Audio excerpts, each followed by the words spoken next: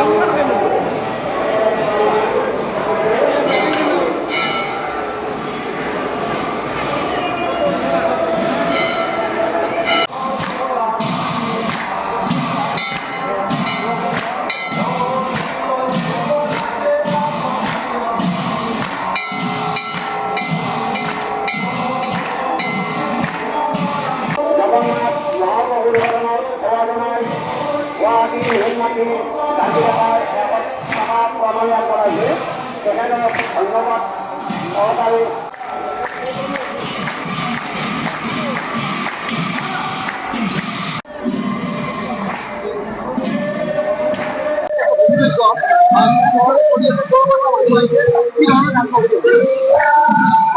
উল্লেখ ৰাতিপুৱাৰ পৰা আমাৰ ছাত্ৰীবন্দী দিয়াৰ পিছতে 108 জন বামুণে পাঠ কৰিব।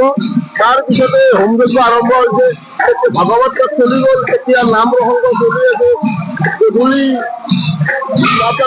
ক্ৰীড়া দল, তাৰপিছত সাংস্কৃতিক অনুষ্ঠান, তাৰপিছত যাত্ৰা পাৰ্টি, এনেকৈ আজি দিনটো আমাৰ সমাপ্ত হ'ব। ইয়াত অসমৰ চাৰিওগুণৰ পৰাই মানুহ আহিছে। ইয়াত কোনো বিজাৰণ্য নাই। ইয়াত লাখ লাখ মানুহ আজি এই সভা মহোৎসৱত আহি যায়। ইয়াত এটা বিশ্বাস আছে, ইয়াত চেনি আৰু ঘি চাটি দিলে সকলোৰে মনোকামনা পূৰ্ণ হয় আৰু সেইটো সত্য লগতে অসমৰ চব মানুহে এই বিশ্বাসৰ কাৰণে ইয়ালৈ আহে। সৰ্থেবাৰী সভা মহোৎসৱ এইবেলি 159 সংখ্যক সভা মহোৎসৱ উদযাপন কৰা হৈছে। আচলতে কলিযুগা মাঘী পূৰ্ণিমা তিথিত প্ৰতি বছৰে এই সভা মহোৎসৱ উদযাপন কৰা হয় আৰু এই সভা মহোৎসৱ আচলতে জগন্নাথ পুৰীৰ যি জগন্নাথ মন্দিৰৰ লগত সম্পৰ্ক আছে আৰু এই সভা মহোৎসৱত আছে এক বিজয়ৰ ইতিহাস।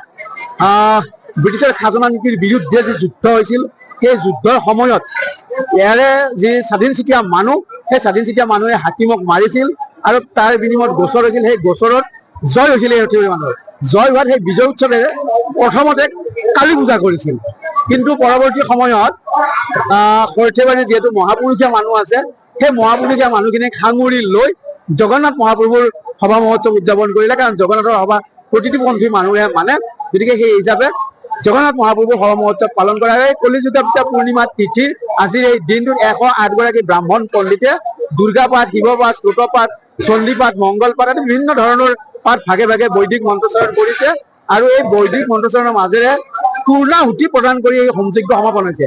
হোমযজ্ঞৰ সমান্তৰালকৈ একেলগে ভাগৱত পাঠ আৰু নাম প্ৰসংগ সমান্তৰালকৈ হৈছে। গতিকে এইটো এটা অত্যন্ত আকৰ্ষণীয় আৰু সমগ্ৰ অসমৰ ভিতৰতে এই যিটো সৰ্থেবাৰী সভাৰ আকৰ্ষণ বা জনবিশ্বাস আছে যে এই সৰ্থেবাৰী সভাৰ এই হোমযজ্ঞৰ সময়ত চাকি বন্তি জ্বলাই যিয়ে যি মানে মানস কৰে সেয়াই সিদ্ধি হয় বুলি সমগ্ৰ অসমত এটা জনবিশ্বাস আছে, প্ৰবাদ আছে আৰু সেইকাৰণে আজি লাখ লাখ ভকতৰ সমাগম হয় আৰু সকলোৱে আশীষ গ্ৰহণ কৰে। সমান্তৰালকৈ দেখিবলৈ পোৱা যায় যে সৰ্থেবাৰী সভাৰ আন এটা বিশেষ আকৰ্ষণ হৈছে ইয়াৰ যি বিশাল বাণিজ্য মেলা। ইয়াৰ যি এই বিশাল বাণিজ্য মেলা প্ৰায় 3000 বিপণী অংশগ্ৰহণ কৰে, স্থায়ী অস্থায়ী। আৰু এই সভা মহোৎসৱৰ যি বাণিজ্য মেলা, সকলো ধৰণৰ সামগ্ৰী ইয়াত উপলব্ধ হয় আৰু বহুত কম মূল্যতে সামগ্ৰী মানুহে ক্ৰয় কৰিব পাৰে, যাৰ কাৰণে অসমৰ বিভিন্ন প্ৰান্তৰ মানুহ আহি এই ভিৰ কৰে। আৰু কালিৰে পৰা যিহেতু সভা মহোৎসৱ আৰম্ভ হৈছে, 8 দিনীয়া সভা মহোৎসৱ চলিব, সাংস্কৃতিক অনুষ্ঠান চলিব, 8খনকৈ যাত্ৰা নাট্য দলে ইয়াত নাট পৰিৱেশন কৰিব, সংগীত পৰিৱেশন কৰিব, এইদৰে ইয়াত সভা মহোৎসৱ চলি আছে।